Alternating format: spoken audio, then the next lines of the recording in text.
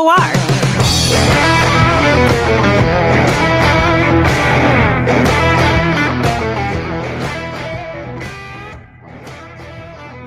Good morning, Lincoln, Nebraska. Happy Friday. Welcome into the morning hookup. Phillips, Elijah Herbal, back with you. That's what it felt like when I was watching the opening morning of the Ryder Cup this morning. It doesn't feel like that right now. America's struggling this morning after a great start. We'll get to that and a whole lot more. Major League Baseball, Husker bye week stuff. Dr. Dane Todd, Jeff Moats. Thank you guys for hanging out with us. We're going to pick Elijah up today. He's the voice. Yeah, how does it sound? It's good. You're fine. It sounds coffee's more warmed it up just a little bit. It sounds like more. It's like a Thursday night out voice. Yeah, well, unfortunately, there was no Thursday night out for me. You got that kind of kick to it. But you've been burning it at both ends. That voice has been used. Yeah. Get maybe a slight break this weekend on the voice. Oh, I'll get a little bit. Slight, not as much going on. There won't be 7 hours on Saturday. It'll only be like an hour and a half. Yeah, just a couple of the Saturday edition of the Average Joe will come out. That's fine. It's better pre-game and post-game. Yeah. And then everyone wants my opinion after the game. Of course, in the midst of all that, as the voice is resting, we'll have to worry about you making sure that you get up out of your bar stool on a Saturday with 8 to 10 pitchers that are in your future. No promises. No promises. We'll have to send. Hopefully, we'll have to do a wellness check on you at some point throughout the Saturday. Oh, I'll be fine. I think. We're gonna get to that as depends. well. I was thinking about throwing down an 8-leg parlay, so it depends on how that parlay goes. Why not? Maybe a couple 4s instead of 8s. I always hate doing that. Like, I don't know, we'll go for the big one, whatever. And then, like, there's nothing worse. And again, not condoning gambling, but if you like to, okay, don't come at me. Nothing worse than having like a nice parlay. You're like, oh, this one looks really good. And you lose the first part of it. Well, because you know what happens if you lose the first leg? All the other legs always hit. They always hit. The first leg goes around, you're like, well, throw this ticket away. And then every other leg always hits. Yeah. The next thing you know, you like got your phone or whatever back out. You're like, well, get another one. So we'll get to that. Something to think about today, what I'm going to talk about. It's like, it's a great sports week. I know Nebraska's off. It's a bye week. I'm trying to think of a better, like, can you think back, we'll talk about this later, about a better sports weekend? I know Nebraska's not playing. They're in a bye week. But with the Ryder Cup going on, the number of great top 25 matchups in football, college football, and then you look at some of the great matchups that are happening on Sunday in the NFL, it's a pretty good sports weekend for a sports fan. Oh, yeah. I don't know if I remember another one. I have to think back. Maybe we'll have one that is that collectively that good. It's tough. Something off on the top of your head, but also I know there's been some good ones. There's been some really good ones. It's rare to find one this good whenever Nebraska has a bye week, which does That's impact. the thing. That's the rare thing here. There's been some great sports weekends, especially in the fall, but to have it on a Nebraska bye week, well, to me, working our job, I see that as an absolute positive. Yes, it's nice that whenever Nebraska is off, then there's still a great weekend of sports, because there's so many times where it's like Nebraska doesn't play on Saturday and the weekend rolls around. You're like, okay, what am I going to do this weekend? Well, also, this is boring. I wish Nebraska was playing today. Yeah. Well, and also, let's be honest about it. Excuse me. You could have great sports weekends with Nebraska still playing, but that game that Nebraska is playing dictates how good your sports weekend is. That's a great point. Right? Yeah. I mean, I'm being honest about it. Like, imagine if this sports weekend was last weekend when you lost to Michigan. Immediately. A lot of people, I tell you, I got buddies said, with sports after Nebraska loses. I'm not watching college football. I don't even care about Sunday. I'm not reading anything. But locally, it dictates that. So I am on that side. I am happy there's a sports weekend like this one where Nebraska's not playing from that side. It speaks to, well, first off, probably how my life has changed since getting into pregame and postgame and making this a job, but also just what Nebraska's been the last 10 years. That I'm conditioned for a loss at this point, which I think that's part of the what Matt Rule's trying to change around here. But like, yes, yuck. Husker football's losing or ruining my weekend. You know how many ruined weekends I've had? I would have in the last 10 years. Say 10. If I let it ruin my weekend. That's why there's the old saying, win or lose, we booze. It does. Like, you have to keep that mentality with Nebraska football. But it does. That is a true statement that win or loss dictates, one, the rest of your Saturday and your Sunday. Yeah. I let the Broncos dictate the rest of my Sunday. If I let the Huskers dictate the rest of my weekend, I wouldn't have many weekends to speak of. Heck, on a Sunday, at that point, when Nebraska wins, my wife can give me the longest list possible, and I'm out there joyously doing it. When they lose, I am mad. She goes, when are you going to, I don't know. I just want to sit here. Because she's all like, let's go. Can't you see my weekend's been ruined? Can't you see everything I've been looking forward to for the last 5 days is falling apart? Why are you so grumpy? I don't know. Ask our left tackle.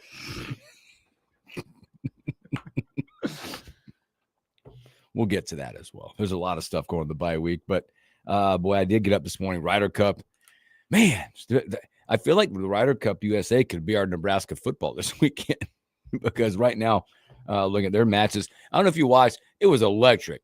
It was electricity this morning. The captain comes out an hour and a half before the stands are full.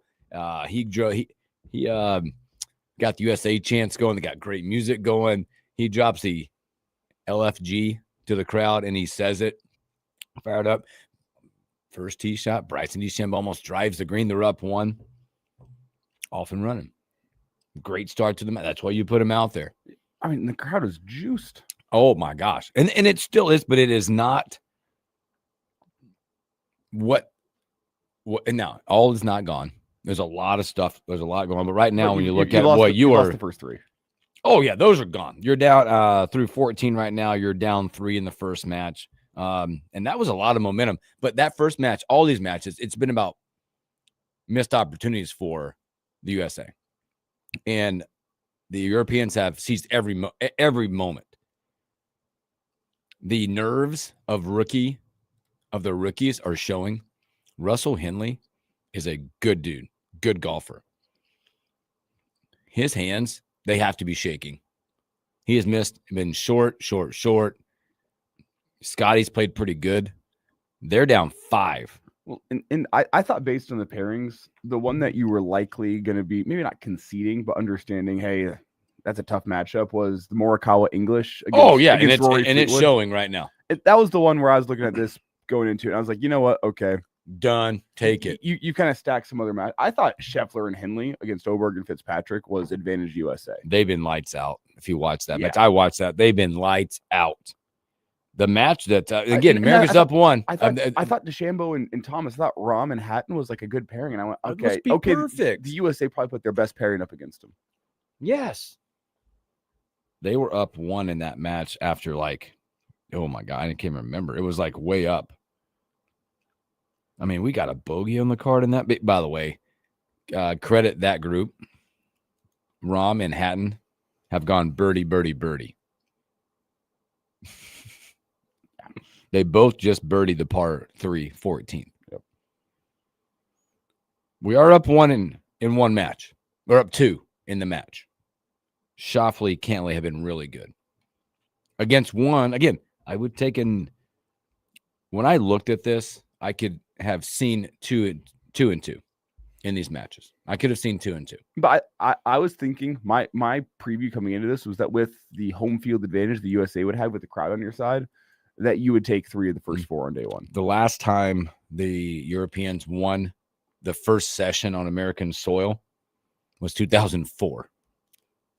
3.5 to a half. This one looks like it's going to finish up 3-1 if it holds like this. Now, that last match is only through 10. But they're up 2. That's a good way to be up in that one. But the other ones, I'm surprised at how much Europeans are up in these matches. 3, 4, and 5. I mean, The 5 up, I'm not surprised. It's 9 a.m. and 3 of the 4 matches are pretty much already out of. You're done. It's not mathematically over. I know the Morikawa English one is very close. Yeah, that one's through 12. They got they're 5. Scheffler and English is as well. Like through 13. They're both. There's over. I mean, I based on the way the last 6 holes have gone, DeChambeau and Thomas are probably done for the day too. Be interesting. Yeah, because now you'll have to watch. They need to put in some work on 15. Yeah, they need at least need a point back on 15. You got to get some momentum. Like at this point, you got to find the momentum as you get going to the second session, because they're going to have a second session. With the interesting part, right now it's alternate shot. Today, this afternoon or whatever, mid morning, whatever they get going again, it is a play your own ball, which changes everything in that second session. But if I've learned anything over the last month, thank you, Cleveland Guardians. No lead is insurmountable. Oh, that's coming up. A lot of ball left this weekend. A lot of ball coming up. So yeah, right before, I hate to be like, knew this would happen, but knew this would happen. Pressure in golf equals L. There's a lot of pressure on America. And the Europeans are trying to set the tone, because I think it's only happened 4 times that the Europeans have won on the American soil. Now, they've been dominant in the Ryder Cup overall in the history, but only did it 4 times in the history. I heard today they were talking about it, like setting the tone for that team. And like, you're always looking for, I don't know. So what Europeans did in their practice rounds is kind of fun, unique. They went back, and the last time they won on American soil, they looked at the outfits that the Europeans wore. That's what they wore in their practice rounds.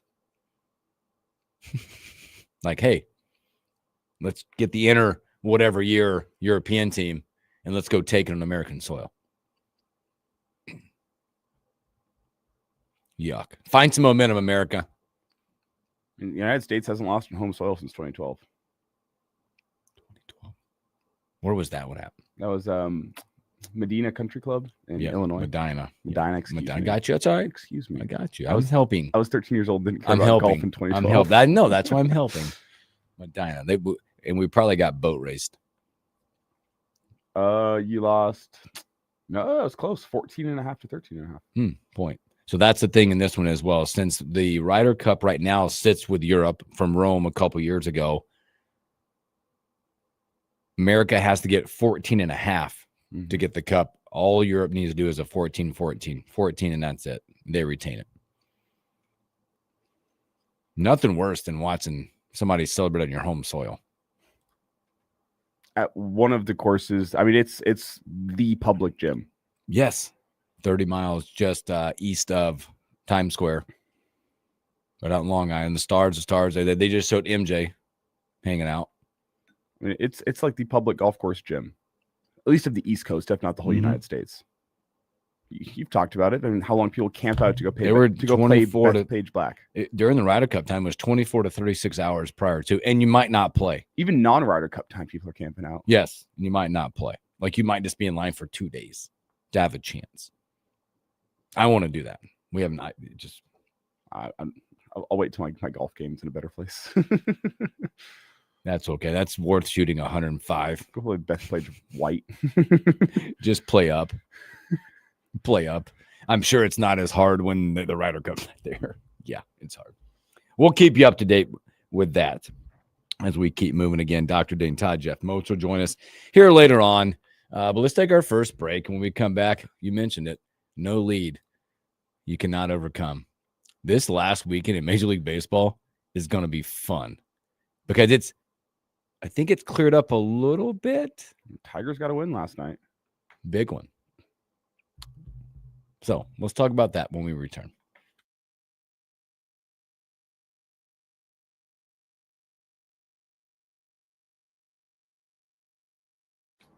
Okay.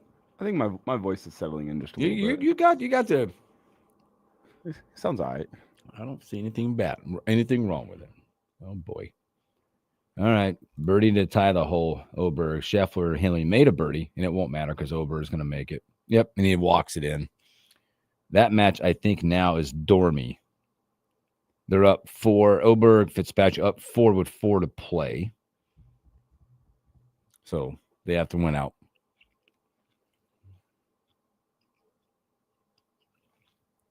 Europe has seized every opportunity in this thing, and America has not.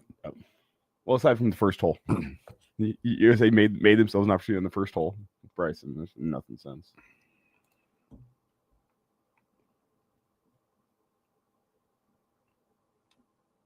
If you look at the win probabilities, I did not yet. It makes me mad, probably.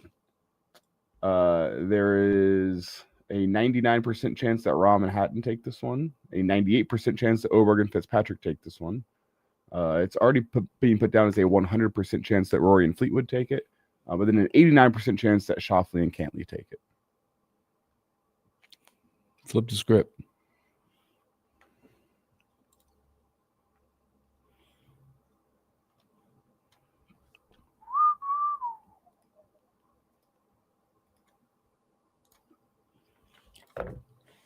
Such a downer.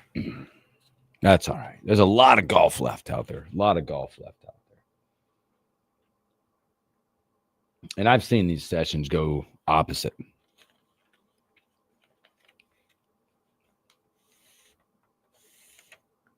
Ryan A4 says you're solid. Don't worry about it. Thank you, Ryan. We'll get to Thursday night football. Shane them Seahawks. You ever seen a guy catch a touchdown pass and be so relieved? Marvin Harrison. Holy cow.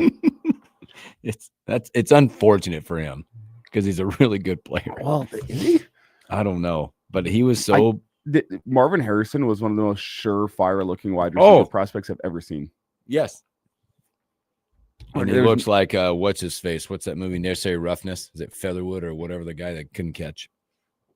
I was thinking, what's Little Giants where he has to put the stick him on his hand? Yeah.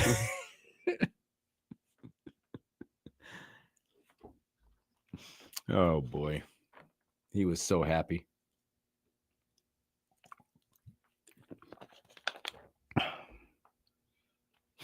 Shane, $35 million touchdown. We are coming back here. All right.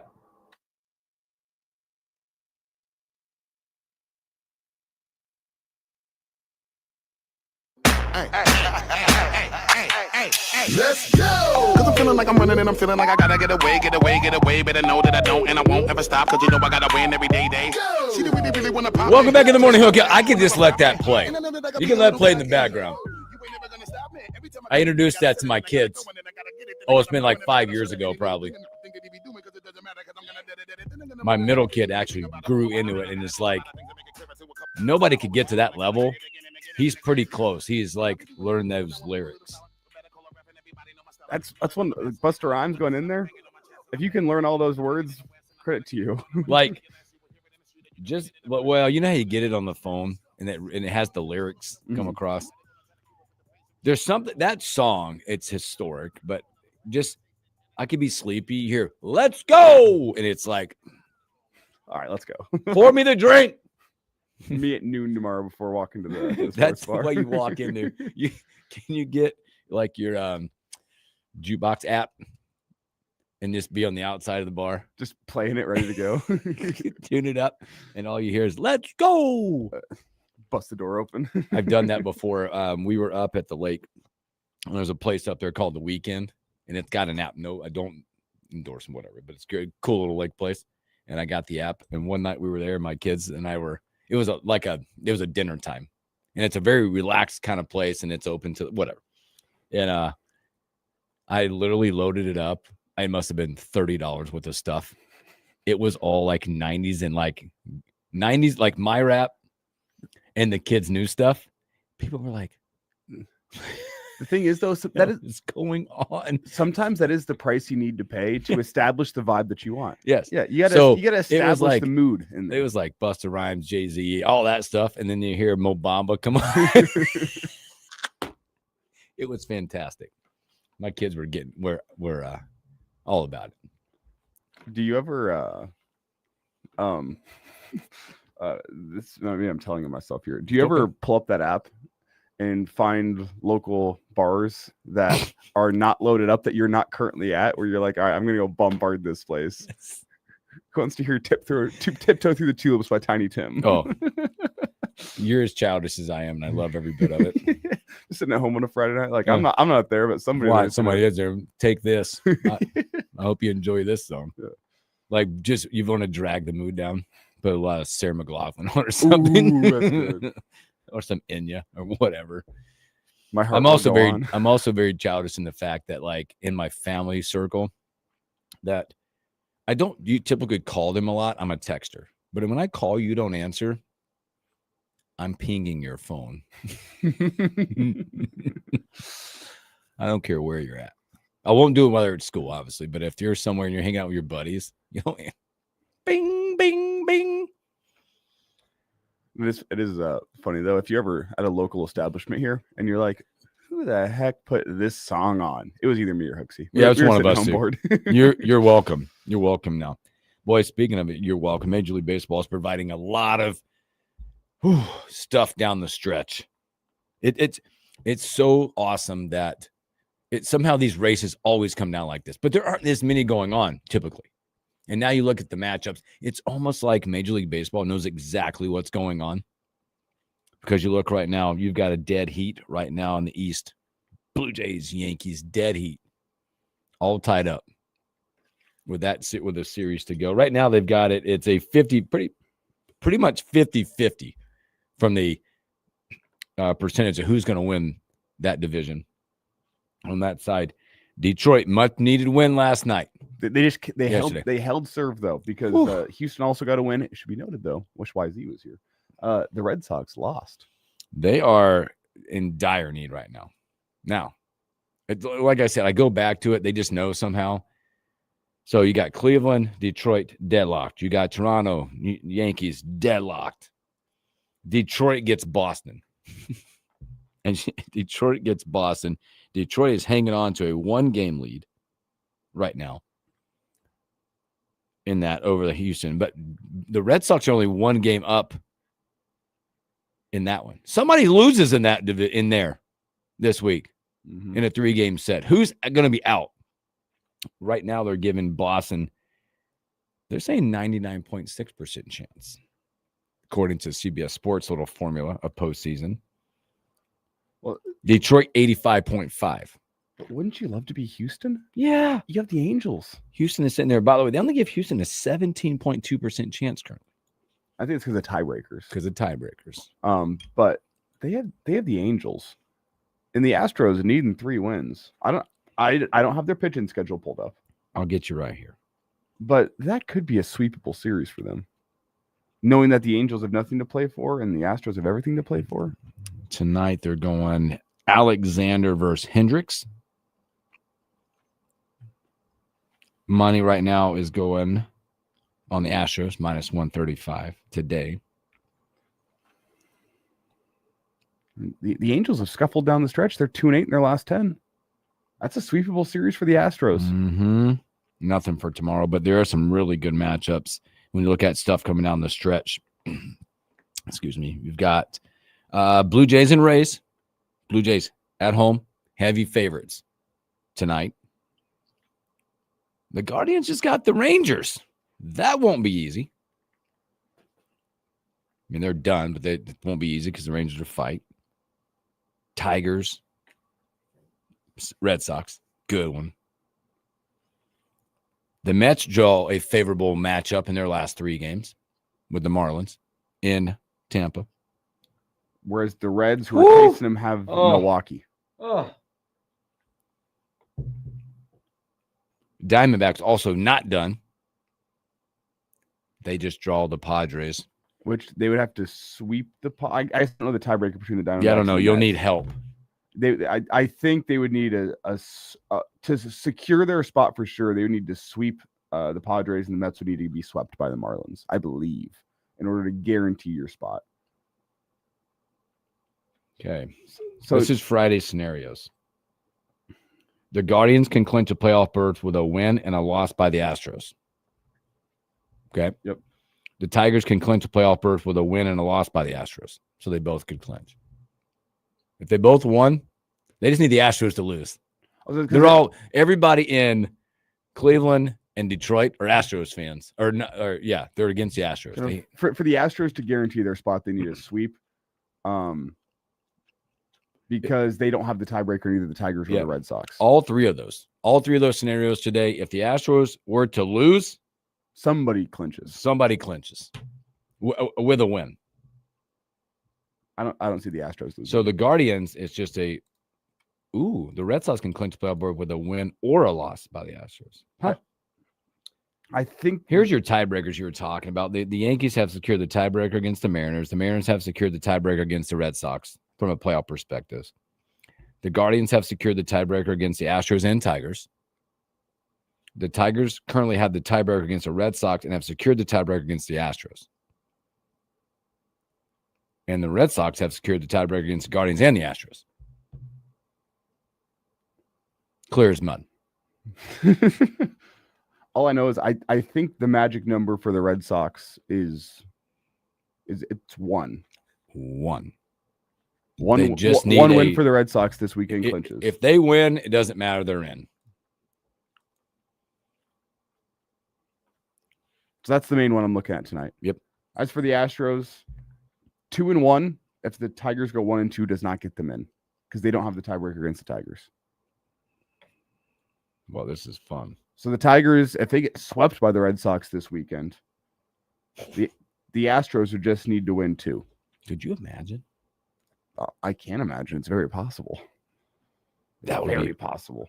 I would be down for that. How do things change if the Red Sox win tonight and they clinch? How do things change for Saturday and Sunday for the Red Sox? What do you do as your rotation? Yeah. It's a great question. I thought about that with a lot of these guys. Like, it's what happens at that point. I mean, Boston's already announced their game 2 starter. Conley Early will go. He's the guy that's, by the way, Boston is setting the tone tonight, by the way. Trying to get this one. Because Conley Early, who's announced for tomorrow, 1-1, 14 in the third innings. So if the Red Sox lose tonight, things get interesting. Yes. Because right now they've got the announced guy. Who's on the bump tonight for the Red Sox? Kyle Harrison. Okay. 1-1, 32 and 2/3 innings. Oh boy. 3.58. Oh boy. Yeah, I know. Like, this is, hang on. You throwing him into the pressure? Okay. That sounds like it's like 2 bullpen games. And right now, if it gets for Detroit, looking at it, they haven't announced tomorrow. They have announced game 3. If it gets to that point, Skubal will go in the final. Yep. Which I feel good. There's a lot going on in this, and I love every bit of it. This is unfortunately for Major League Baseball. There's college football, NFL, and Ryder Cup. That's why Hooksy, you go to the sports bar that's got all the TVs up. Every game you need, you can see there. That's the benefit. I know you can go as many screens as you want at your house. I can't get 10 screens in the same room like I can at the sports bar. No, you can't. That's true. You just got to be like proactive to get to the, like, if you're like me, no weirdo about it, I will get to a sports bar, and I've been to, I already know. I've scoped out the best seat in the house. Oh yeah. To like optimal viewing, to not to have too much overload. Because there's a sports overload. You're like, fortunately for college football, there's like, you're locked in on a. I already know. That's why I'd like to get to the sports bar early tomorrow. I know there's 2 tables that I want. Because there's a seat you want at each table too. Well, no, because there's 4 spots at the table, and there's only 2 spots at each table that have optimal viewing. Mm-hmm. And I got 3 roommates, which probably 2 of them will make it long, which means that one person will be stuck in non-optimal viewing. So we got to get that second table. You got to have a plan. You got to have a plan in place. I know exactly where I want to sit. It's a high top.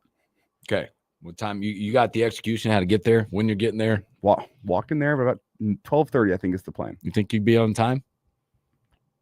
I hope so. But the benefit being, if you're there closer to 2 or 3, that's not prime time, like eating hours. So you'd hope more tables would be open if you do get in there a little bit late. There's no chance I'm arriving later than 2:30. if you're doing that, you've missed out. You've messed up your Saturday. The only question is by the time 12:30, I'm shooting for like halftime of the 11 a.m. games to walk on over there. If you miss halftime and it gets to like third, fourth quarter and you have some good football games, I can understand not wanting to get up off your couch and leave. So that's why the latest is like 2:30. That's right, because you got to be here. Yeah. Well, which I'll be out of here by about 10:30. Which gives me some time to go clean the house during the first half of the 11 a.m. games. Clean tonight. Just saying. I've You got a game tonight? No, but you don't need to expose. Oh, I can't. It's just that. Did somebody click your profile tonight or what? Oh, no, we're all good. We're all good because okay. I have a friend who is proposing tonight. He's not listening. No, shh. That's why I had to be careful. Okay. All right. Good gosh. She wouldn't be listening. And my gosh. She's up in Omaha, so. Oh my gosh. Speaking of that, I think we're safe. But he hasn't done it yet. But, okay. But there's a little celebration. Don't give that up. That's why I was like, can I say this? I got you. The odds that it's not. Speaking of that, we're gonna take a break here a minute. Thinking about YZ today. Hope he's traveling safe. Oh, did he tell you the whole saga? No, but I know he's on an Uber mission with his girlfriend and other ladies. Yeah, that's what I was going for. Yeah, I'm like wishing him the best. Safe travels. He previewed. He's like, no, I'm the only guy going. It's my girlfriend, her friends, and then me. And I'm like, oh, yeah. That dude's got he is, buddy.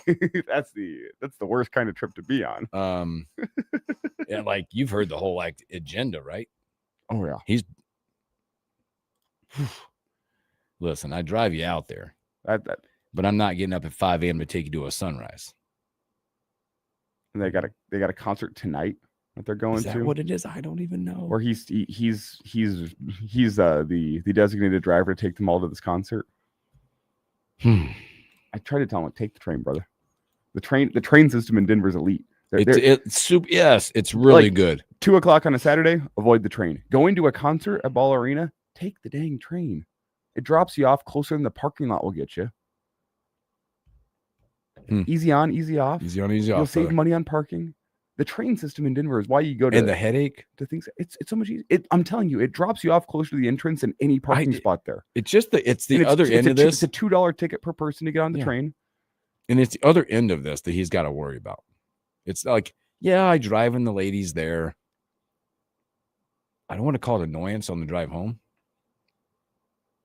Could be a little loud in the car on the way back. You're annoyed. They're annoyed. Yeah. But we're thinking about him. Hope he's traveling safe and I hope you're listening. We'll get the update from him on Monday. Yeah. So, all right, let's take a break. And when we come back, let's talk about that weekend of college football. We're going to have Dr. Dane talking about, we'll get some Husker talk. I want to ask Dane about what the bye weeks are like coming off losses, right? You don't get the extra day off probably, and how angry people are, and what those conversations are like coming up. So let's take a break. We'll come back and talk a little college football.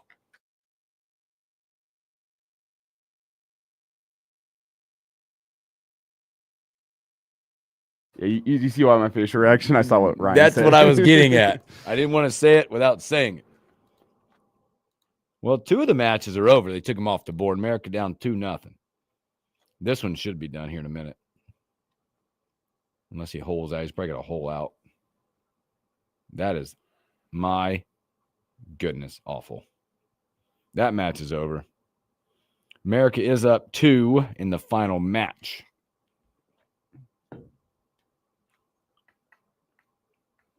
It'd be interesting to see like this whole captainship with Keegan Bradley, what he does in this second session.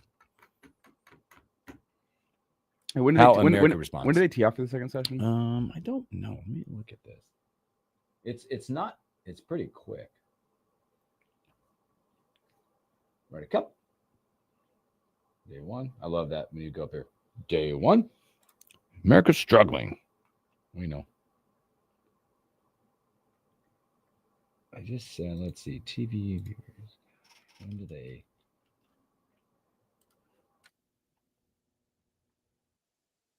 $11:25 approximately is what it says. So they went off at 6:10 this morning, approximately 11:25.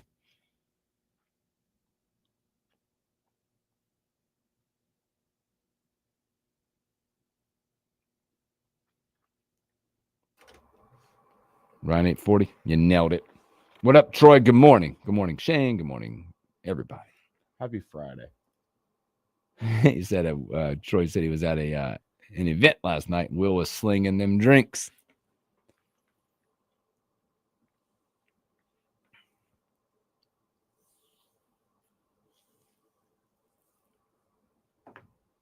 Why is he? You're a good man.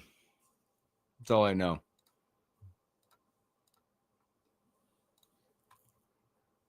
Just keep your head down. Be quiet. I'd like to think he's listening to us right now. Yeah, maybe. Ooh. Hope he doesn't have us on in the car while they're driving out.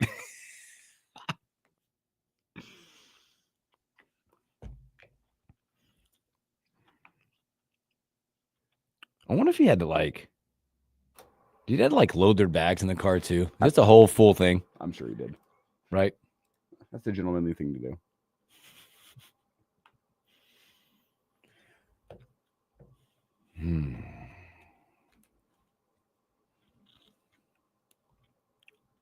By the way, my broccoli cheddar soup turned out fantastic. Ooh, that actually sounds really good. It turned out really good. I think you need a little more broccoli, but What did I eat? Oh, we had Old Chicago last night. Me and my youngest. I played Holmes Lake yesterday. Had a good time. We're coming back here. All right. The legend lives on from the Chippewa on down of the big lake they call Gitchagumi. Welcome back in the morning hookup. Happy Friday. Thanks for hanging out with us. That thing's over. America going to be down. It looks like, 3-0 to start. Shoffley, Cantley do have they're 2 up through 12. One last hope. They'll reconvene and go back out at 11:25 time frame. This one got away quick. These matches aren't even making it to the 15th hole. Hat tip to Europe.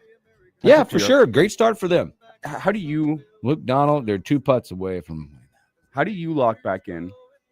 If you got to play 36, it's a rough first 18. What's your solution to locking back in? I think at this point, there's no rah-rah because they're probably like, let's rah-rah around. There's no rah-rah. You just got to go out and play. You got to set the tone. To me, I felt like this morning, and I told my wife this because she came down, and as I was watching it, boy, they just lost 5-3 with a big putt and a fist pump by Fitzpatrick. Yuck. I felt this morning like a gut punch, like Nebraska got 4 first downs and went for it on 4th down and got stuffed. That's what it felt like. Just got to get up. There's a long day left to set the tone. But I think you got to somehow figure out how to play better golf and get the crowd into it. Is this because they're lively right now, but this was UCLA coming into Memorial Stadium, putting the fans on their hands. Yep, that's a great comparison. This is what it was. There's 50 some odd thousand people there that are primed up. That were there at 5 a.m. this morning that were having beers and all this, whatever they were doing. Keegan Bradley coming out, and all of a sudden you're like, oh. Right? Now the crowd's got to do the same thing. They got to figure out a way to maybe give a little lift to that team. It was missed opportunity after missed opportunity in that first one. I mean, as a golfer, do you go to the range and hit some balls? Do you avoid hitting too many golf balls in between rounds? Do you try to put the morning away? Because I feel like if you're going out to the range hitting balls, and these guys are pros, they're different than me. But I feel like that what happened early in the day sticks in your craw. Do you just take 30, 45 minutes and get away from it all? You get away from it for a minute, and you just got to think it's going back to what we talked about with Coach. What's next? That's done. We can't go back. You can't fix the 3-0, the 3-1 lead. You're going to the deficit. What's next? I'm just worried about with golf is such a mental game. How do you put what happened this morning away? That's the $1 million question for can the U.S. come back from this? Can they find? Just take a minute, go catch yourself. Can they find their happy place? Go catch yourself. I think what also will be determined in this is the chess match that gets played in the second session. Who you're putting with who now? Because I think there is a reaction to be had here, right? Is there somebody coming off the bench going to play in the second? Right? Did somebody really show? I imagine in my world, if I was the captain, let's put our in there, and I saw how Russell Henley's nerves were there, he might have to come take a break. Just, hey, I got to get somebody off the bench. Might be a Ben Griffin who didn't play this morning, or Sam Burns, who's a baller. Like you got to find dudes that are ready to go. And again, you can't lose the whole thing in day one, but you can make it real hard to come back in. You just got to close the gap, one shot at a time. But I agree. It's probably more like, and I talk to myself a lot when I hit bad shots, and I'm not comparing myself to Ryder Cup PGA guys. I just have to take a deep breath. Deep breath. I got another chance to hit the golf ball again. Mm-hmm. And match play is so unique because this isn't stroke play event, right? That's why anything is comebackable. Anything. Even if you lose hole one, look at this. Lose hole one, dude. Every hole is worth a point. You just can't get yourself. I did see this stat this morning, which I'm like, what was it? This stat in the last 5 Ryder Cups, and I just almost went right. They said, it was one of the announcers said, in the last 5 Ryder Cups. Okay, is that right? Something like that. It was whatever. Whoever won the first point in the first match, that team went on to win the Ryder Cup. I mean, that's way out, right? Like, so you're like, oh, Bryson and Thomas won that. We win the Ryder Cup. It's a long way to go. Speaking of marathons, boy, I thought about this, and we brought this up earlier about great sports weekends. We are on one this weekend. We are on one this weekend. Whatever sport you pick, a sport.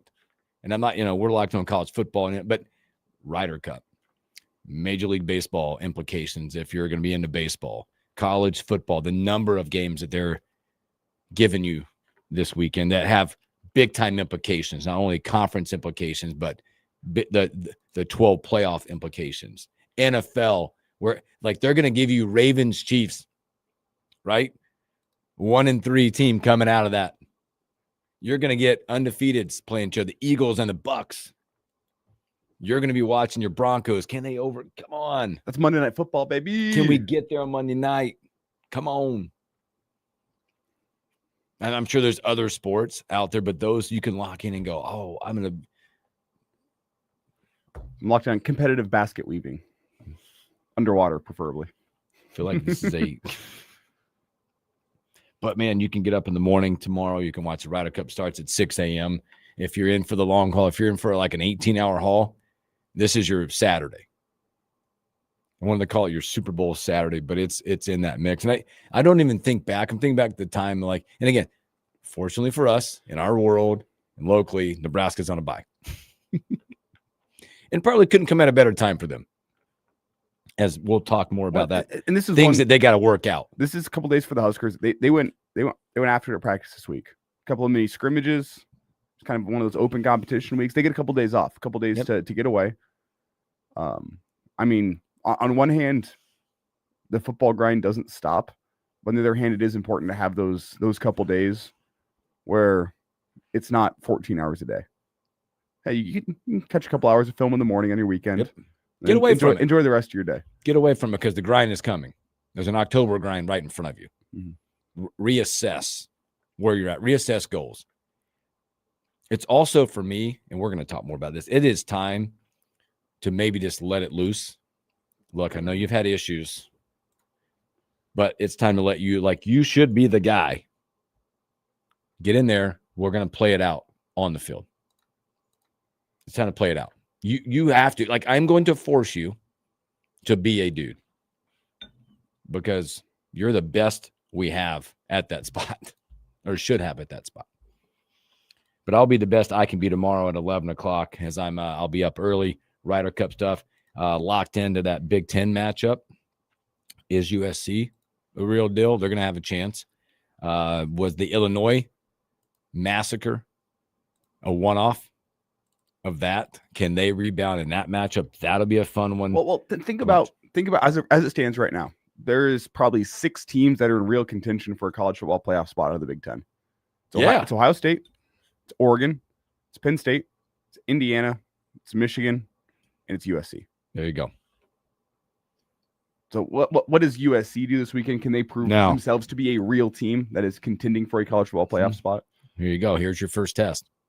On the road, traveling halfway across the country, and you're a 6.5-point favorite. I mean, I think dang near every single team that is competing, aside from Michigan, who's got a bye week, has an important game this weekend to prove, hey, do you deserve to be a part of contention for a playoff spot? USC's got their first prove it game against Illinois. Illinois got killed last week. There's a lot of motivation. With the Illini football program. Trying to get that taste out of your mouth. For USC, that's a long flight. It is a long flight. Enough to Champaign. That's a big one. Ohio State, they got a tough road test against Washington. Is that Washington team legit? We'll find out. Is this Ohio State team legit? If this Ohio State team is legit, they will go end the second longest home winning streak in the country. Yes, they'll walk into there like they're Ohio State and dominate. Mm-hmm. Indiana. I'm gonna say that's a sneaky one. After the prove it game they had last weekend, they now go on the road to Kinnick. Kinnick's a tough place to go play. Iowa knows how to drag you down and play their style of football, which that's not Indiana's football control.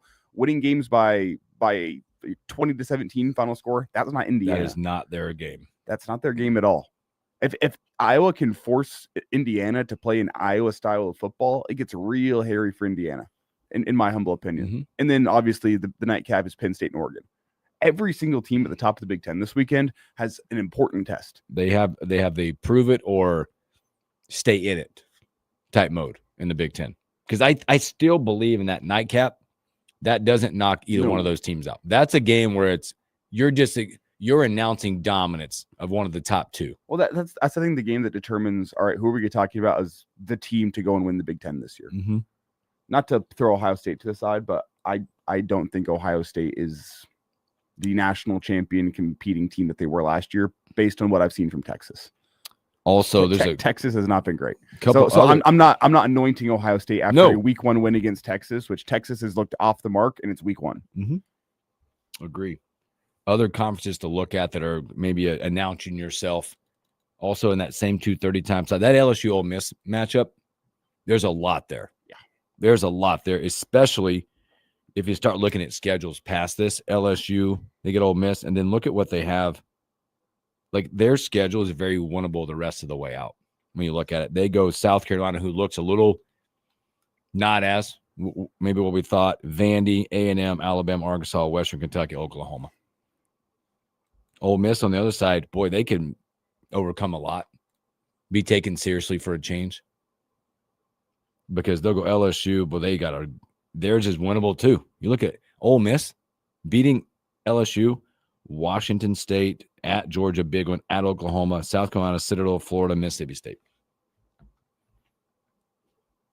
Alabama, Georgia, always a big one. Well, don't forget the biggest storyline of LSU and Ole Miss. Oh, the old Lane Kiffin's daughter dating LSU star linebacker, and they announce it 4 days before the game.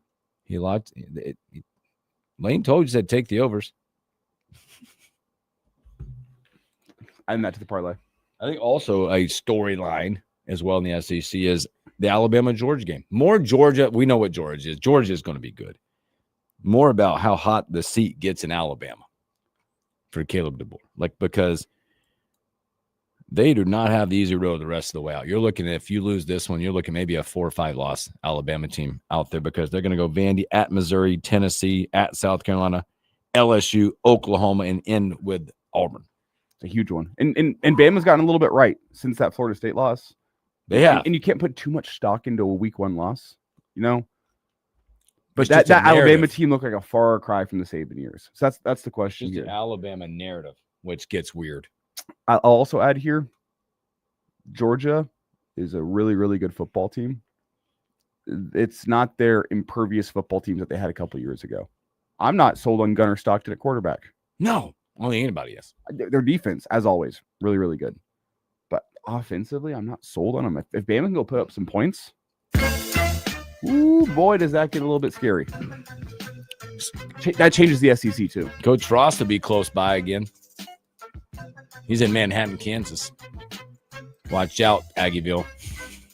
I wonder how many people here are going to make the roadie down to go see UCF and Kansas I don't know. State. 6.5-point favorites. K-State is 6.5-point favorites. Boy, when we come back, we'll keep lighting it up. We'll do more Ryder Cup. Dr. Dane Todd and Jeff Moats. Sit back, relax. We'll be right back.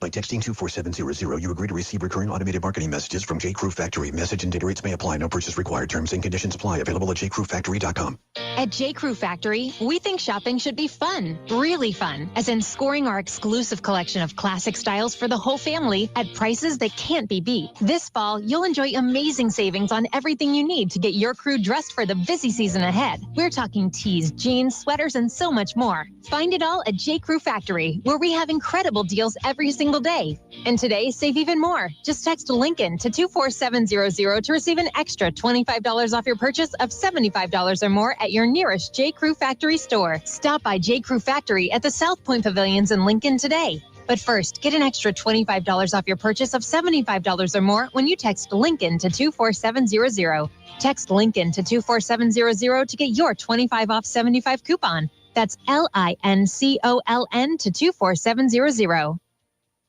You know that expression, put a little spring in your step? Well, whoever said it must have been talking about Glide Step hands-free Skechers slip-ins. Because with Glide Step, you get a pillow-like soft landing, then an explosive takeoff. It makes walking feel effortless. So springy, it's almost like you're floating. And speaking of effortless, have you tried hands-free Skechers slip-ins technology? Just step in, and instantly your shoes are on. No bending down and no touching. Try Glide Step hands-free Skechers slip-ins at a Skechers store, Skechers.com, or wherever stylish footwear is sold. After a long, hot summer, are you ready for fall? What about your home? Is your heating system ready for cooler temperatures ahead? Call Bryant for your fall heating check. No matter what brand of equipment you own, Bryant's trained technicians will thoroughly clean and inspect your furnace or heat pump to make sure you stay warm, safe, and comfortable. Call today to schedule your home heating check. 467-1111. Bryant Air Conditioning, Heating, Electrical, and Plumbing. 467-1111. Bryant, whatever it takes. Live, local, in our community. The KFOR Sportscasters Club has long been a supporter of young athletes and academics in Lincoln and Lancaster County. Follow your favorite team on air and online at KFORnow.com. Powered by Sandhills Global and Super C Convenience Store. Stay connected to Lincoln and Lancaster County High School athletics on FM 101.5, 1240 AM KFOR. Snacks, check. Dead Rock playlist, double check. And getting this new car, stress-free thanks to Members Own. Woo! Let's hit the road! It feels good to know our credit union is with us for the ride. Yep, Members Own helped us get further financially. And you might say, now we're cruising down Easy Street. Wait, are we actually going to Easy Street? We are now.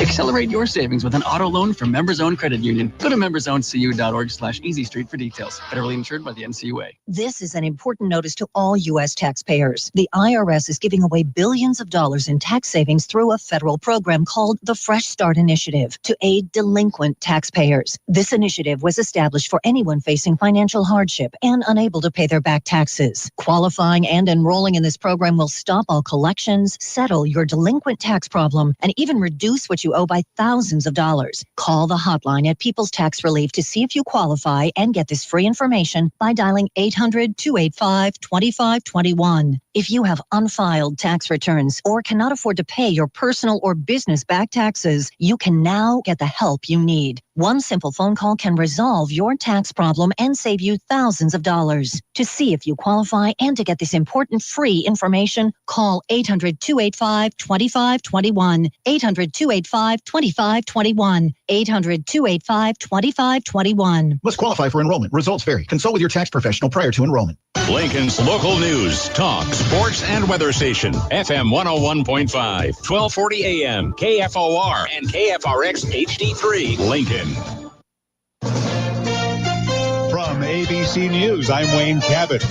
There's a reason Benjamin Netanyahu heard just muted applause at the United Nations as the Prime Minister called Israel's rebound from October 7th one of the most stunning military comebacks in history. Netanyahu saw many backs of chairs, dozens of nations walking out in protest of a Gaza war that won't end. ABC's Ian Panel reports Netanyahu dug in on attacking Gaza. Netanyahu's absolutely adamant that there wouldn't be any wavering, wouldn't be any change of strategy, that all hostages, all 48, 20 of whom are still alive, should be released from Gaza, and that Israel will continue its military operation. I mean, he touted all the successes he said they'd had against the Houthis, but still saying that Hamas has to be dealt with. Let's have a trial. The words of the former FBI Director James Comey, saying he has faith that America's judicial branch will make clear that he is innocent of lying to Congress and that the new federal indictment is mere Trump retribution.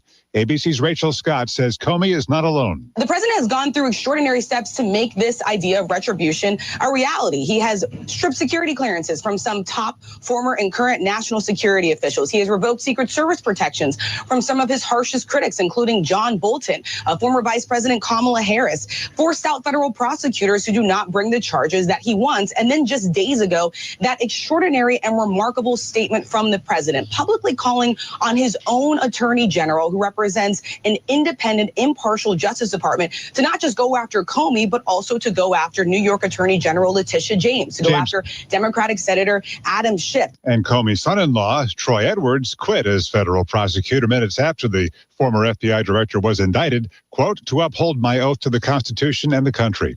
Core inflation held in August 2.9%. You're listening to ABC News.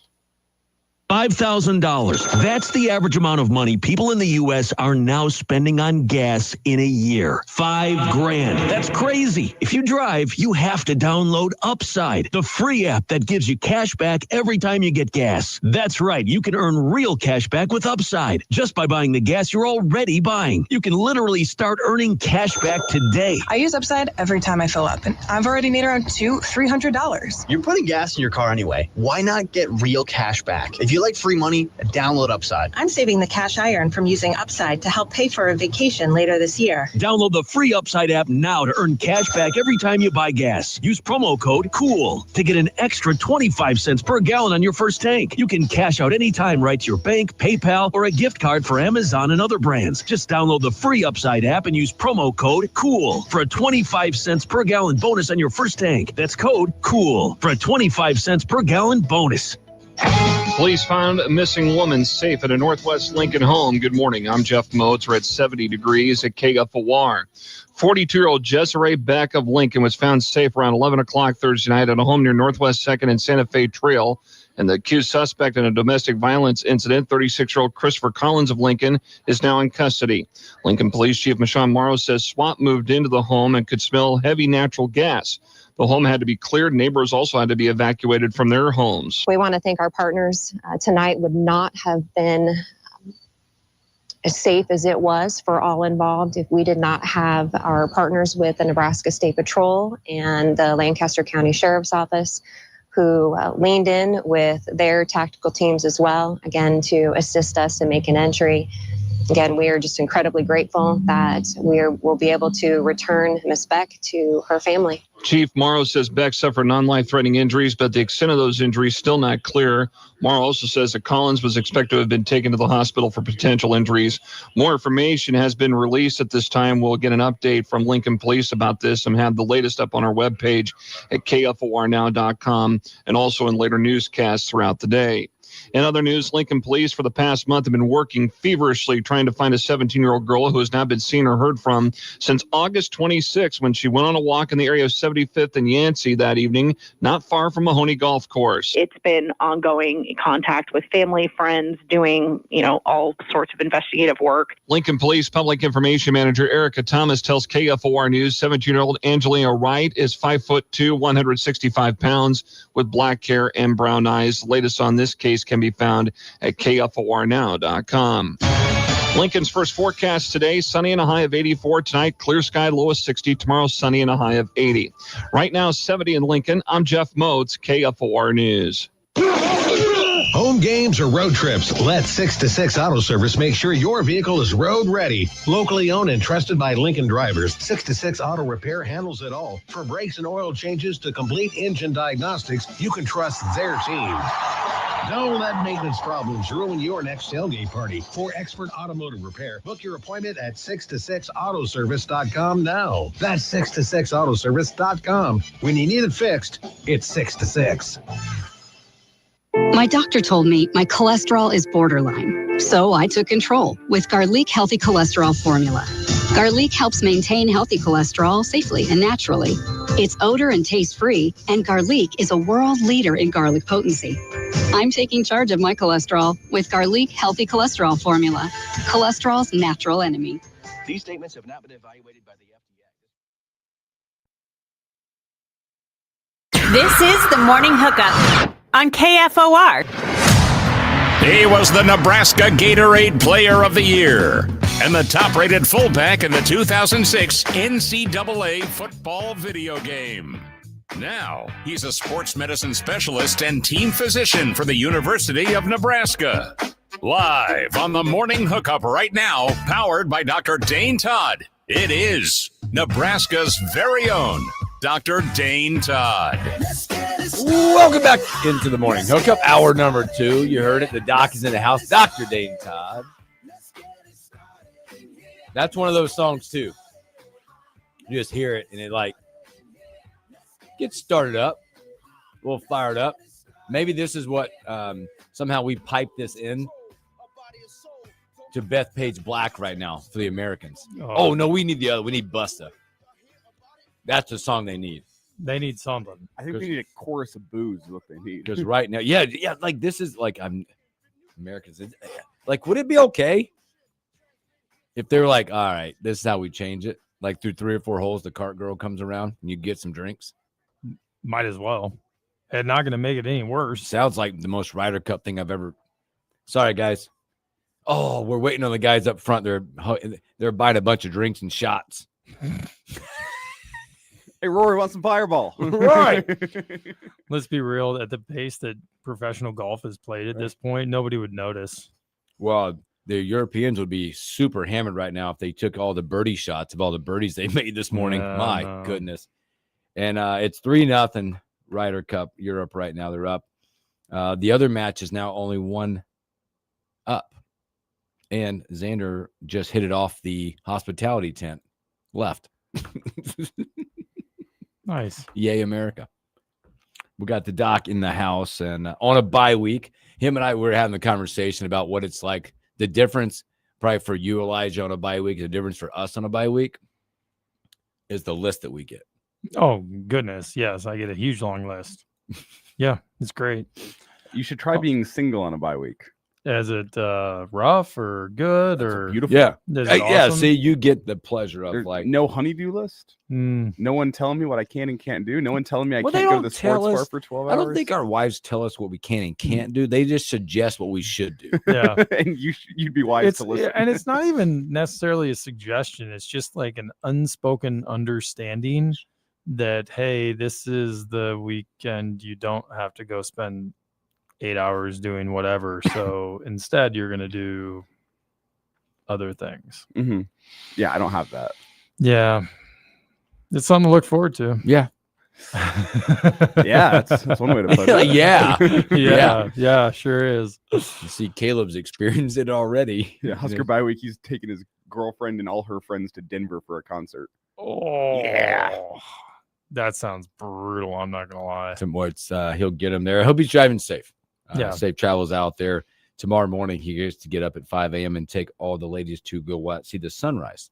Oh, nice. That'll be great. It was my understanding that their concert was tonight, which I'm like, how on earth are you going to get up at 5 a.m. to go drive to the mountains and see the sunrise? Ain't nobody doing that. Which where they're going, it'll be a beautiful setting. They're going back to Red Rocks out there, which is a beautiful setting for all of that. Good. Victor Hovland just hit it in the bunker. Sorry, he's just outside the bunker. The shot, they might have to stand in the bunker to hit it. We've all been there. Oh, yeah, 100%. Bye week conversations going on. Talk about what's going on, like in your days, what's going on during the bye week. You can see it both ways. You probably experienced both. Bye week after a win, bye week after a loss. Yeah. They're different. The bye week after a win is awesome. Bye week after a loss is still awesome, but slightly less awesome. right? Everybody wants a bye week, man. Oh, I mean, you think about it, they started. I mean, I think they started practice at the end of June. Oh, yeah. Or not June, July, Mhm. right? And we're now coming up on the end of September, so it's been First off days you've gotten. 2 straight months plus of just all the time. Yeah, I think they got a Sunday off at the end of fall camp, and that's been the only day off they've really gotten. Right. I mean, they get a day off each week, or in general, a day off each week, but still, it's just one day and you're still doing training and Since treatments. do you think since they're being paid, do they have to request time off? Yeah, exactly. Put in for PTO. I'm just asked, like PTO. Just like, coach, I'm gonna need Tuesday. Yeah. I know we're practicing, but like I need an extra day. Do you mind if I take a Tuesday? Yeah, that sounds totally Here's my fair. like, can you just sign it? Yeah.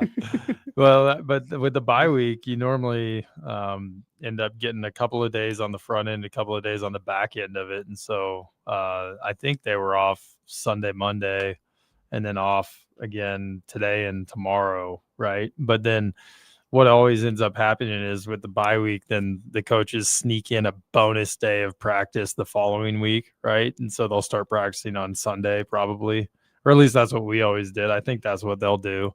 And so then that next week feels really long when you come back because there's an extra day of practice in there. Oh, they're going to make it up.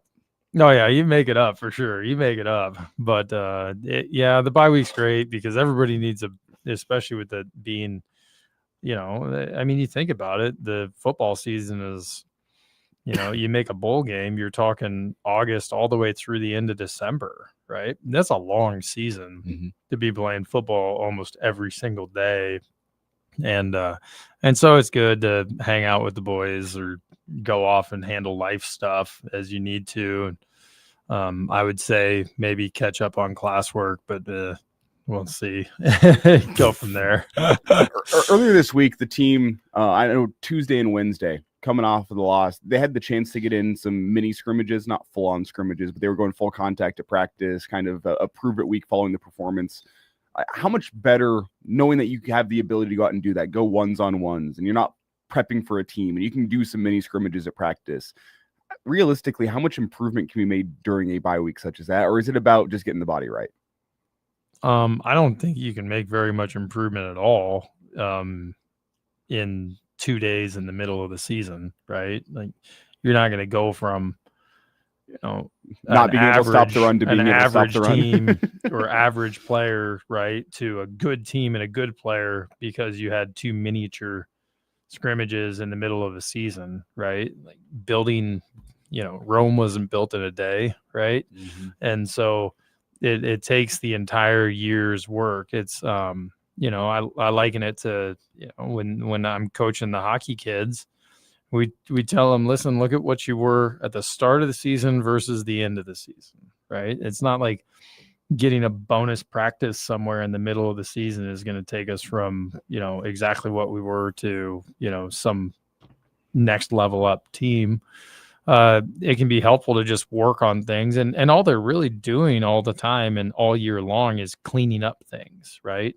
Solidifying things.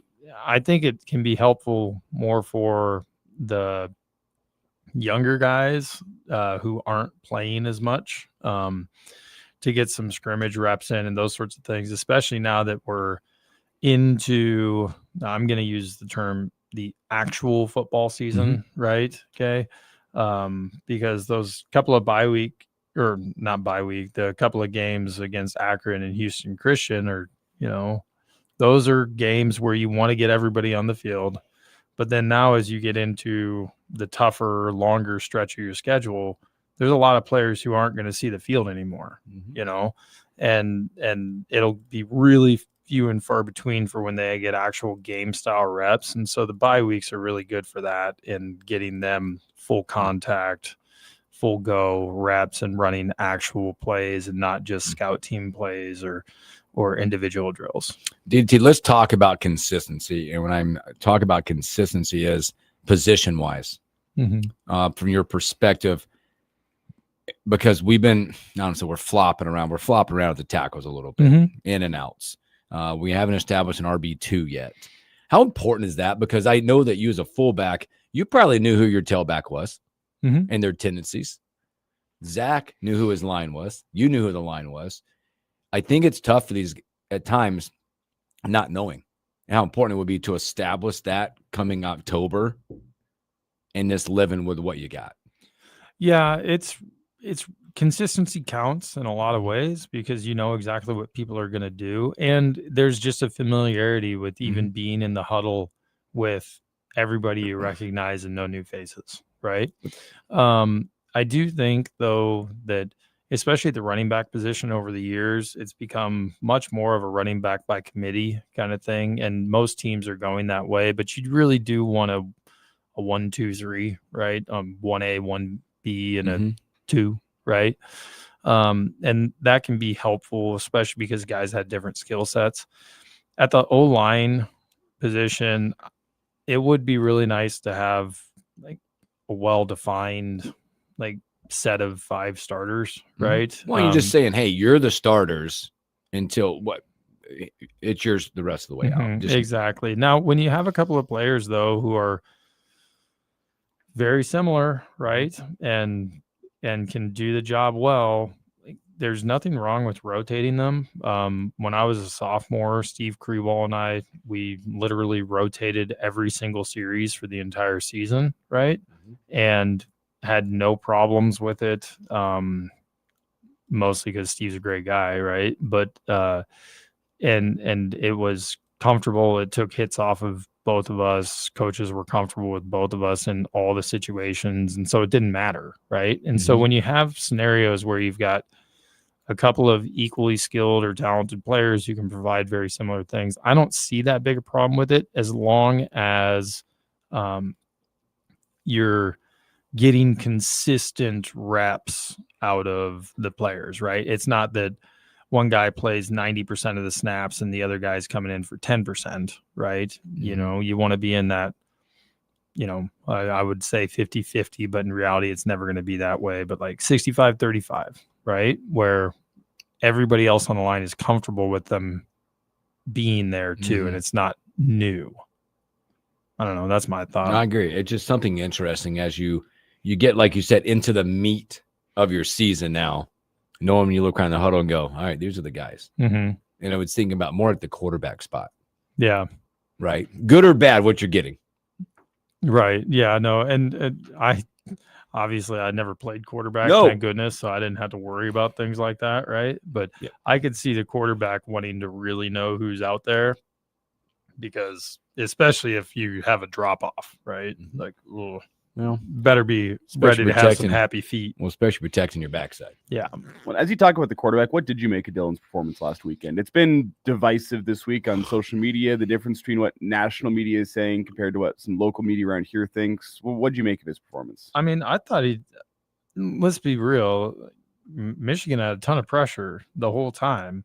36 of them. Yeah, he honestly did a really good job of keeping plays alive and trying to continue going. Yeah, he got sacked 7 times, which sucks, right? But I mean, just look at the opening drive. The opening drive, we don't come close to being down there in the red zone if he doesn't move his feet and extend plays and make plays that you wouldn't expect somebody else to be able to make, right? We can all sit around and wish that he ran a 4.2 40 and was the fastest human being on earth and could throw the ball perfectly every time, right? But that's not reality. Tom Brady wasn't that way, right? And so I thought he actually played a pretty nice game of football. He definitely didn't do anything to lose us that football game. I can tell you that much, right?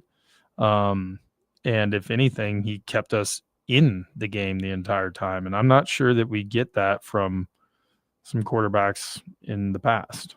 I've said it. I think he's the reason you didn't lose that football game by 3 scores. A lot of people look at the stats, look at what Michigan was. Oh man, you were 2 plays away from this game being 30-13, which is a stupid way to look at football, I will say. But he's the reason why you only lose that game by 3 points. Was he perfect? No, not by any means. Can't be perfect. Nope. But he's the reason why you're in that football game. So I'm kind of with you. I give him a good B to B plus with his performance. Yeah, I give him the best grade that we could give him because he was He was the best player on the He's field. the best player on the field. right? Like, and I'm at no point during that game was I sitting there going, man, Dylan's doing a terrible job. No, I thought he was doing a great job the entire darn time. I just, it's football's hard, right? You play hard, tough opponents. Football's hard. I agree. Good stuff. We'll have more Husker talk with Dr. Dane Todd coming up. We'll also get more Ryder Cup, but it's all square, by the way. I know. Yuck. All square, 5 to play in that last match. So not looking good for America in the first session, but a lot to go. I did just see there's somebody en route that I'm going to make fun of. We can make fun of the president a lot of different ways, but he is doing one of my pet peeves. We'll talk about that and also have Jeff Moats when we return.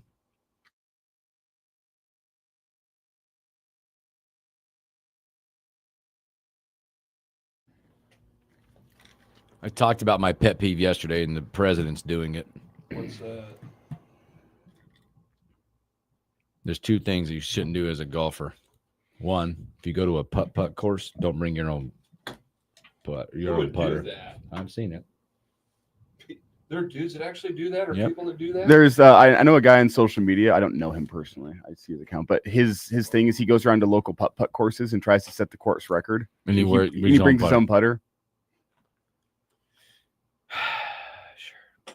He set the course record at a couple places though. So, which it's crazy to go to a putt place and be like, "What's the course record?" Yeah, I'm not gonna lie, that's a real nerd move. Yeah. Though. Imagine walking into the clubhouse at a putt place. Hey, what's the course record around here? What was the other one I said yesterday? You remember?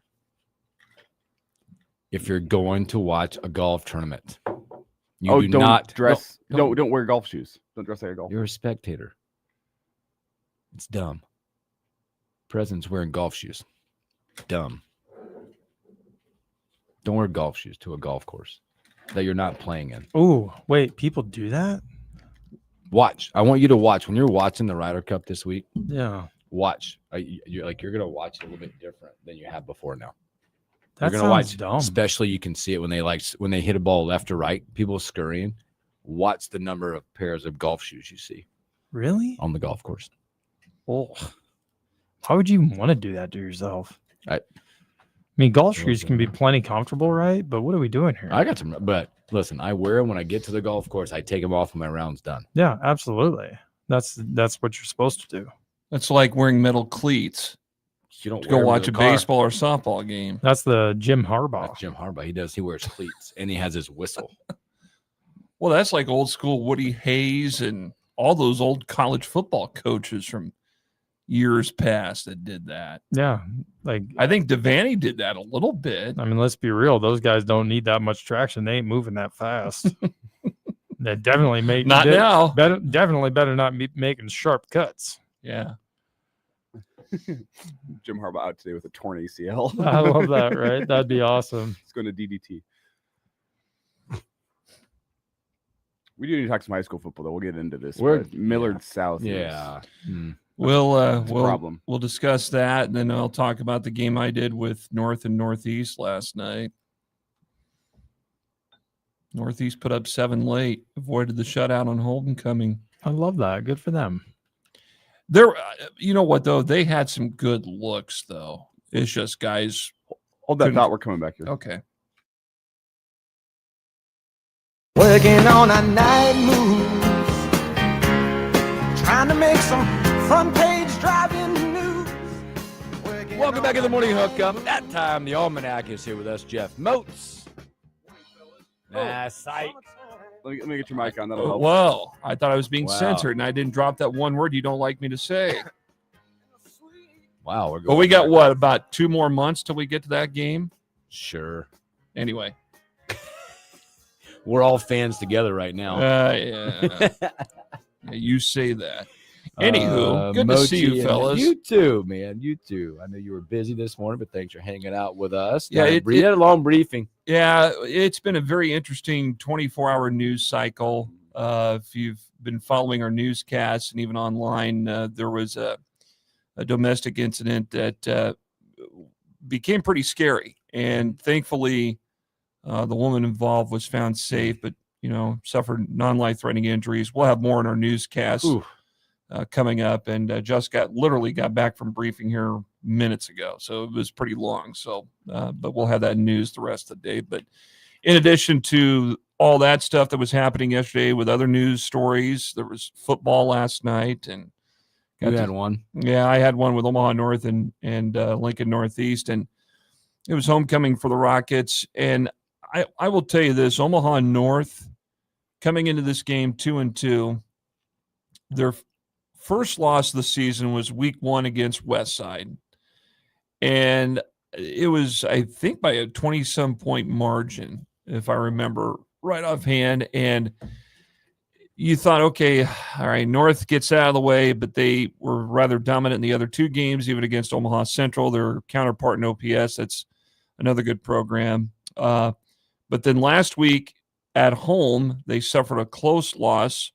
I think it came down to a missed extra point where Kearney won that game against Omaha North up at Kinnick. And I think Omaha North had something to prove last night. Now, Northeast coming into the game last night 4-0. And this is a program, if you recall, 2 seasons ago, we're in the midst of a 24-game losing streak, thereabouts, at least 20-game losing streak.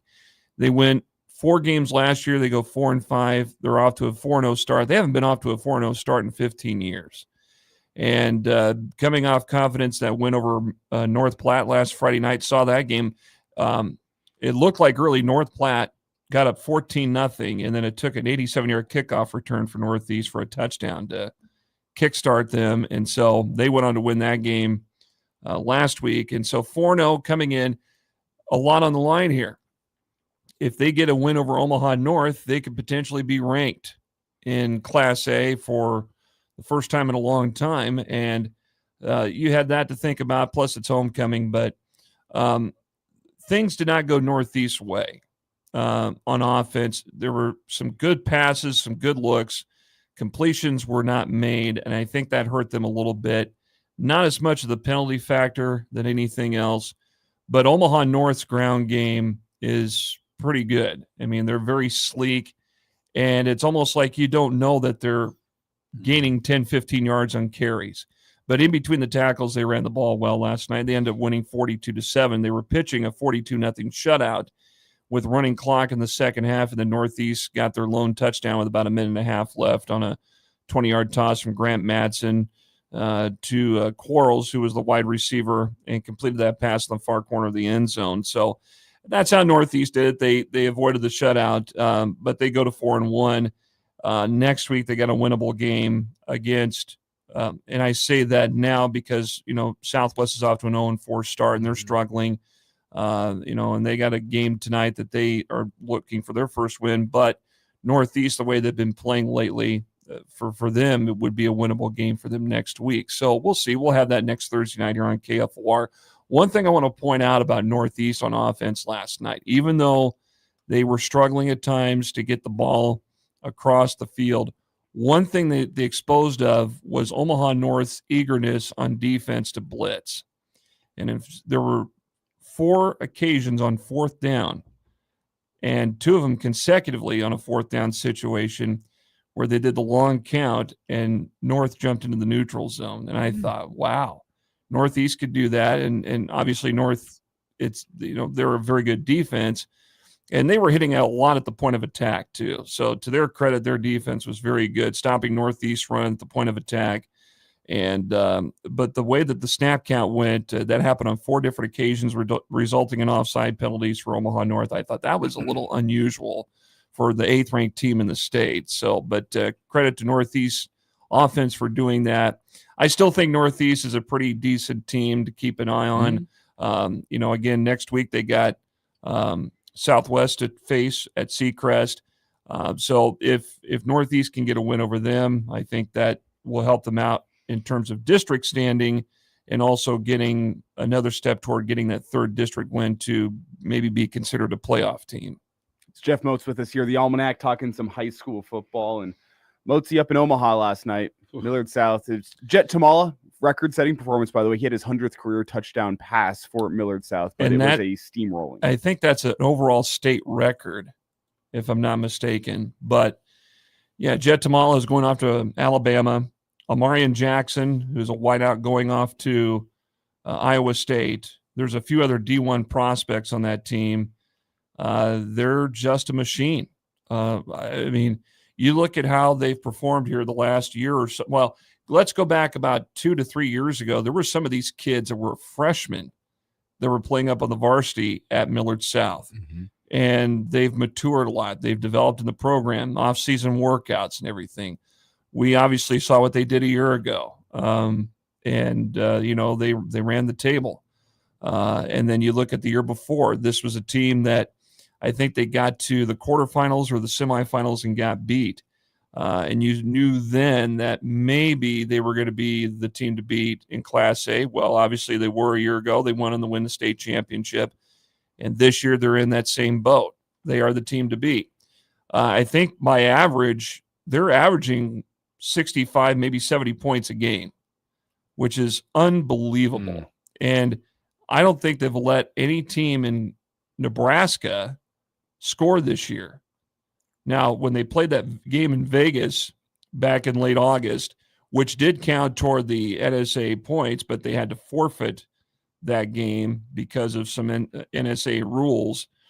And so that game, that's where they allowed the team from Vegas to score. And I think it was like a 49-21 ball game or something of that nature. But when you look at the Nebraska competition, they haven't let anybody score yet, which is unbelievable. Millard North. Or I'm sorry, Millard North. That was what? They scored 7? They got a whopping 7. In the fourth quarter. That's right. Okay. Garbage time touchdown. So they've outscored their opponents, however many it is, 7 this year in Class A. And when the season's over with and we find out if they repeat a state champion, there's going to be the argument, is this the greatest team ever built in Nebraska high school football history? There's a case for that, but there's a case against it, because you have to scour through the history books. Let's go back 20, 30 years. I could tell you there's a lot of those Southeast teams and Creighton prep teams that could give them a run for their money. But I think when you look at the modern era of high school football where it's at now, I think there is an argument that they could be probably the best team that's ever been assembled. But last night, Southeast, I kept track of that score, and I remember looking right before halftime, and I saw 63-0. I thought, oh my gosh, I felt so bad. But and Southeast has now lost 3 in a row, mm-hmm. and last week's game at Norfolk really hurt them, I thought. And Southeast will have to rebound next week if they can against Lincoln High. Let's see, what are you looking at in terms of high school football tonight? Well, here on KFOR tonight, we're going to have Kearney Lincoln East. That's a top 10 game. East in some polls ranked number 10. Mm-hmm. Kearney still ranked, especially after that drubbing that they suffered at Millard South a few weeks back. So we'll have that game. We'll be on the air at 6:50. Chris Schmidt will have the call tonight here on KFOR. And it's all brought to you by the KFOR Sportscasters Club. Norris is down at hosting Pius X tonight. Lincoln High is back at home tonight as well. I think they got Omaha Benson, and Benson's a 2-2 team, and Lincoln High is 3-1. That'll be an interesting game to keep tabs on. Waverly's 4-0. They'll host 2-2 Lincoln Standing Bear tonight out of Viking Stadium. I'm going to go capture that one tonight and see both those teams for the first time this season. So there's some games to check out. Lincoln Northwest, they're 2-2. I mean, things are getting better for some of these area schools, but everybody else is on the road tonight. Southwest is out of town. I believe it's South Sioux City. And North Star is up at Omaha Westview, I believe. What is as you're seeing your call in these games, obviously Omaha is way out in front this year, especially. What are you seeing as the difference in these teams? Because I know and again, I'm not bringing up the conversation because there's so many debates about open enrollment and yada yada. I know that. Well, I don't know how to bring that up or say. I think that's a never-ending argument. What's too far? How much is too far in that world? That's so debatable. But I think you look at a team like you look at the options that are out there for a lot of schools in Omaha versus Lincoln. I think the youth program differential is one. Lincoln youth football for many years has been very good for producing high school football players, great players that have gone on to play at the next level and beyond. But now you're starting to see a lot of these teams being put together, like these youth programs that are playing in that league, or they'll play in a different league where they'll play like Norris or Waverly or Ashland Greenwood, somebody from Omaha, that sort of thing. And then you look at the Metro, they got a middle school football league, and I think it's school-based that is all geared toward where kids could be going in those general areas of town. That might be a big difference, because I think those youth or those middle school programs cater to certain schools and maybe use their playbooks. That way kids become more familiar with it when they get to the next level. You look at the off-season workouts and conditioning programs. I think there are some kids up there that may get special training, on their own time, not school related necessarily. But, I think there's so many other things you can look at that you could say, well, that's probably why they're light years ahead of Lincoln. Or we're behind the 8 ball here. I think development here in Lincoln is good. I think you got some great talent here. It's just, how can you finish? How can you compete with that type of talent that you see out of Omaha every year? I wonder if it comes down to schools kind of conglomerating talent, like you've seen with Lincoln East in baseball in the last couple of years. I mean, the baseball talent in Lincoln for the last probably 6 years or so.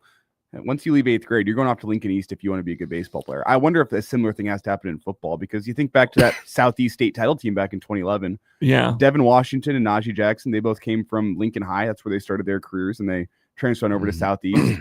There was an offensive lineman, I believe, that came from Northeast, whose name is escaping me right now. But they kind of brought some of the talent in Lincoln together, not to create a super team per se, but it was a team that was able to compete against Omaha. Right. And it could be, it's not just football. I think there's other sports that are involved too, where you see a lot of that happening. Whether it be baseball, basketball, football, volleyball, whatever. But I think when you look at sports in Lincoln in general, there are strengths. I mean, there are sports where the Lincoln schools flat out dominate the Omaha schools. Volleyball is a case in point right there. Look at Southwest.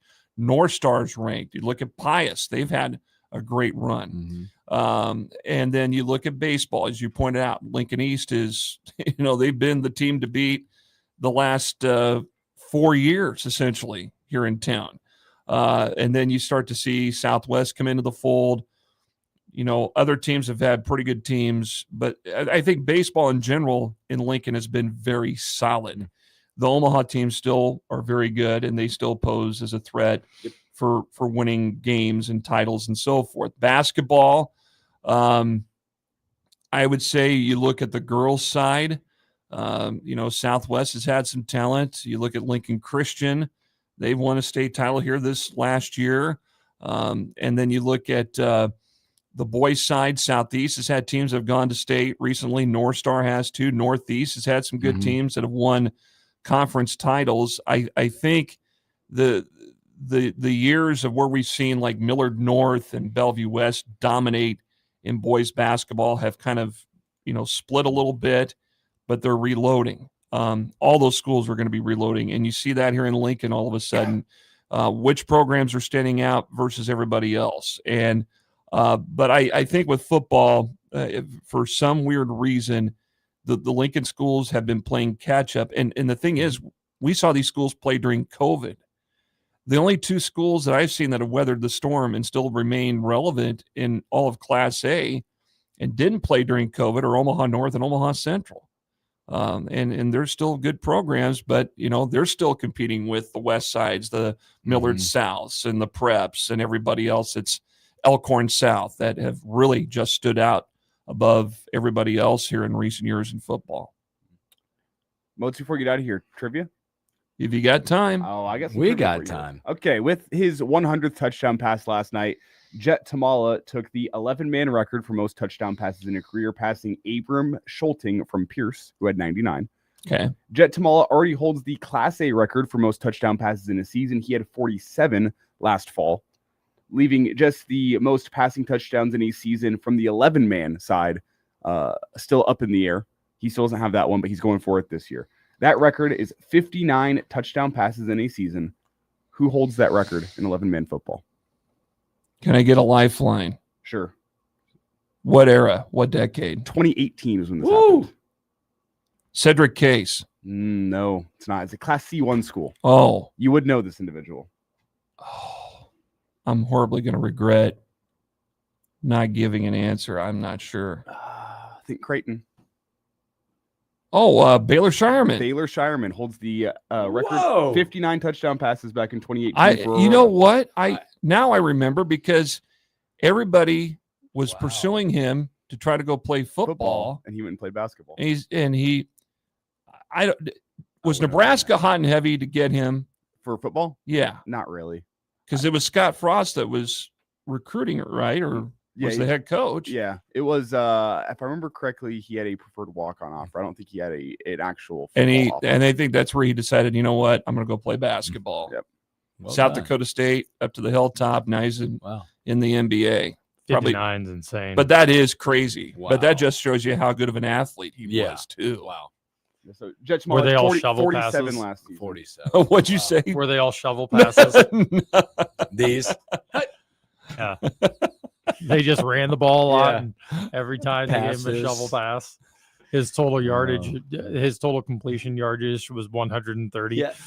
If you were wondering, Jet Tamala already has 25 touchdown passes this season. 20 of 25. He's 20 of 22 for 128. Right, exactly. So are you saying that that's attainable right now if they keep it up? If they keep up putting 70 on everybody, yeah, I think it is. Their foreseeable schedule, it looks like they might.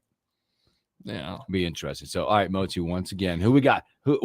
Where can we hear those voices at this week? Well, we got Schmitty on the call tonight. He'll have Kearney Lincoln East 6:50 pregame here on KFOR tonight, brought to you by the KFOR Sportscasters Club, and Chiefs football Sunday, 2:00 airtime with the Ravens. Beautiful, beautiful.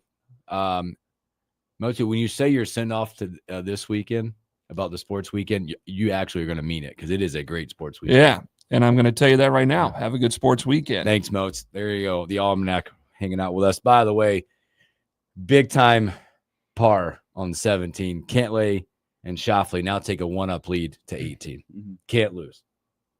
We won't be shut out in the first session. Perfect.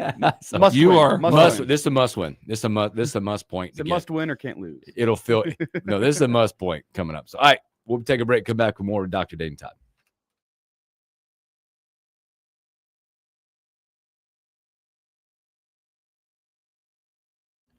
That's one of those points. If you can just win this one, it could propel the next session. Thu said, "Dude from Kearney Catholic."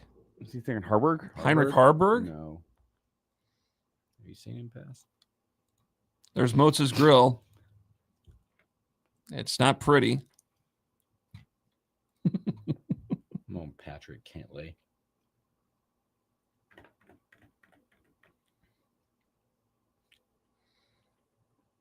So this is a golfer's paradise for you. Oh gosh, Motes, this is like the You're taking on those damn Europeans. this entire weekend. The entire is country just- comes It's all about beating Europe, right? Yes. All right. I like a lot of those golfers on that side too. My wife and I were talking. She's like, Roy, I don't even like Roy. Roy doesn't exist right this weekend. All right, fellas, have a good weekend. Thanks, Moti. Yep. Later. Yep. Look how narrow that fairway is. I take it you didn't go up there last night, Dane? No. No. Thank goodness. I mean, I'll be honest with you. Like, you can call it the greatest team all you want, but the way I look at it, when you're picking up players from It's manufactured. hours away who are moving there to play, I mean, Manufactured. don't they have players on their team from other states who moved in? Allegedly. Yeah. I cannot confirm. I mean, what are you guys doing? Like, But, you know, until the rule for domicile is enforced, right. and if they change the waiting period, That's when it's just like But we'll see my what the scheduling mechanism does for the next 2 years too. the conversation there is like it's when is it just too much? Yeah. When have you stepped over a line of? I mean, when you're beating every team you play by 70 points, let's be honest. Like, I don't know you're what not even competing. I don't know how a team feels about going to play them now. Yeah. Well, I don't even know how it's fun if you're winning by 70 every single week. Who's got to? Oh, Lincoln High. Yeah. I mean, what do we? What's the point, right? Honestly, it reminds me of Akron and Houston Christian. Yep. Right. Well, it's like what Mickey Joseph said when the Grambling was going to Ohio State. We know why we're here. We know what's going to happen. But they're at least getting paid for it. Yeah. He was thinking Matt Masker. Who it was? What? Oh, okay. Matt Masker. All right. See, Ryan 840 gets it. Said, my son said this morning, I thought you liked Oberg or Ludwig. Told him I do, just not this weekend. Did you? We're coming back here. We're coming back here.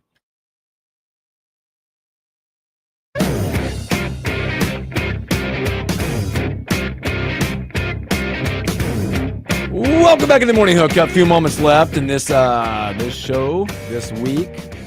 Special thanks here to the Almanac, Jeff Moats, updating us on high school football. Got Dr. Dane Todd.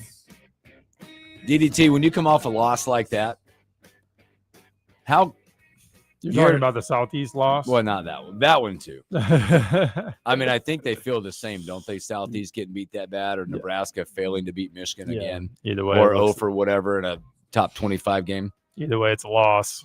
How when it happened to you guys in that similar situation, there all these guys like can't wait to get back on the field. I need to get back at it, do it again.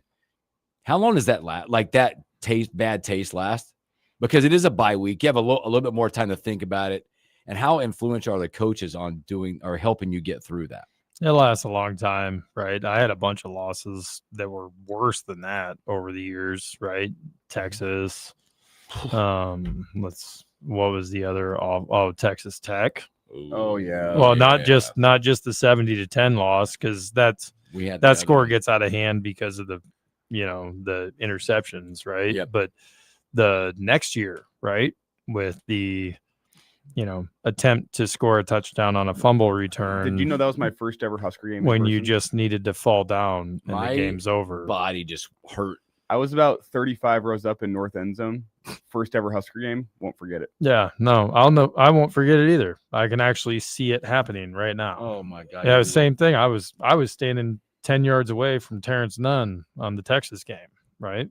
I was on that. I was in on that play. Which, by the way, I still believe a great play call. Yeah, it was an unbelievable in that play moment. call. Greatest play call ever that I think they called. Absolutely perfect play call in his tenure. Yeah, unbelievable play call, right? Hey, I won't forget that block by DDT to spring. Was it Brandon Jackson? Brandon Jackson. Yeah, buddy. Boom. BJ. I remember that the commentators, look at that block by Dane Todd. Yeah, that's because it was awesome. I took out one guy at the thigh and leg whipped another one. It was top notch. Got away with the old leg whip on that one, baby. If they ever bring the fullback back, they're going to show that block. Yeah, all day. Training tools. Yeah. I got yelled at in film for that week. Did you know that? No. Well, I didn't get yelled at, right? But that play, I'm supposed to release and go up and block the safety, right?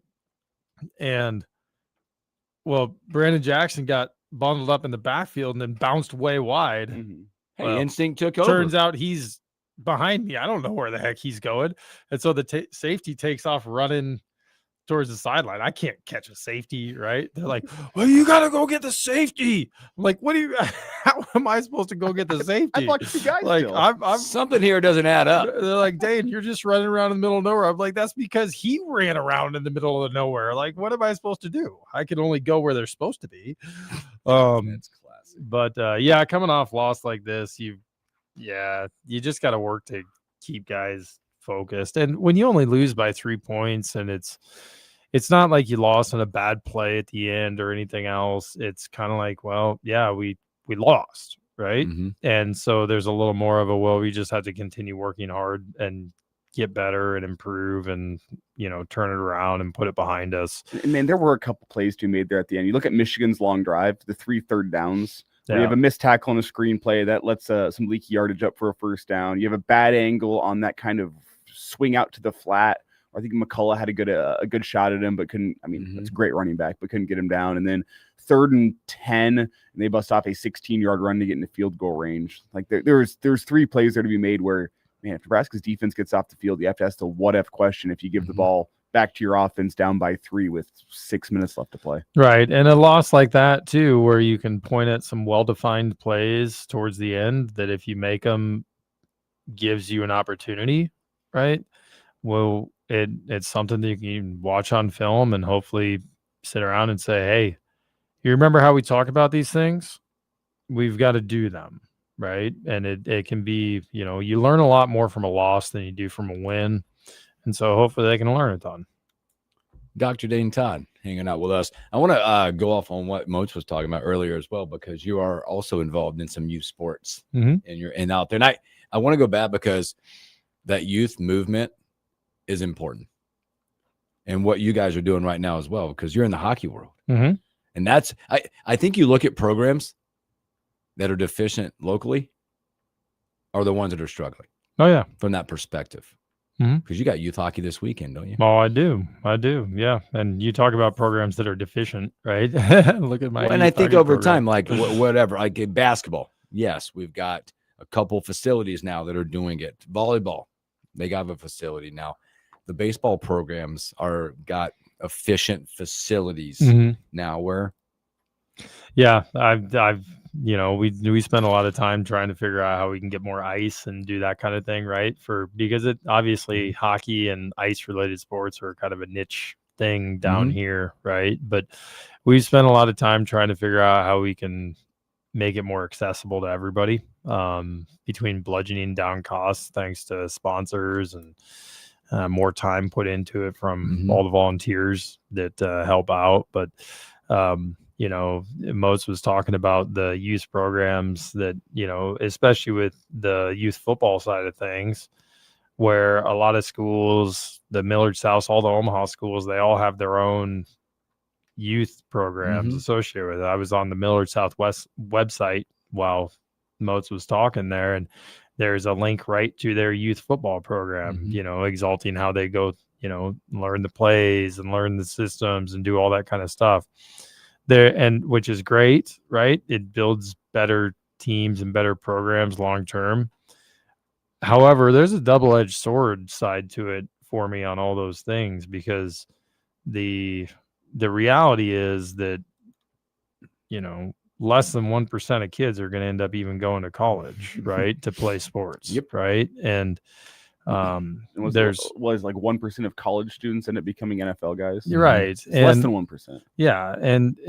And you look at it, a 10-year-old is going to be completely different when they're a 16-year-old than they are currently, right? The best athlete on the field when they're 10, because they're ridiculously fast or they matured earlier than other kids, maybe the worst player when they're 16, and you don't know. And so there's a little part where, you look at the success of those things and you talk about the other training programs and the outside of sports things that they're doing.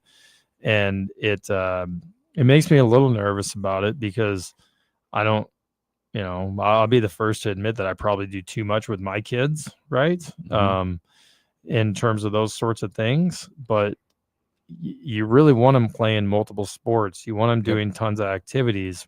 In reality, what you really want is you want them not on phones and not on iPads and not on social media stuff. And you want them outside, and you want them running around and interacting with people and playing with their friends, and a ton of unstructured play.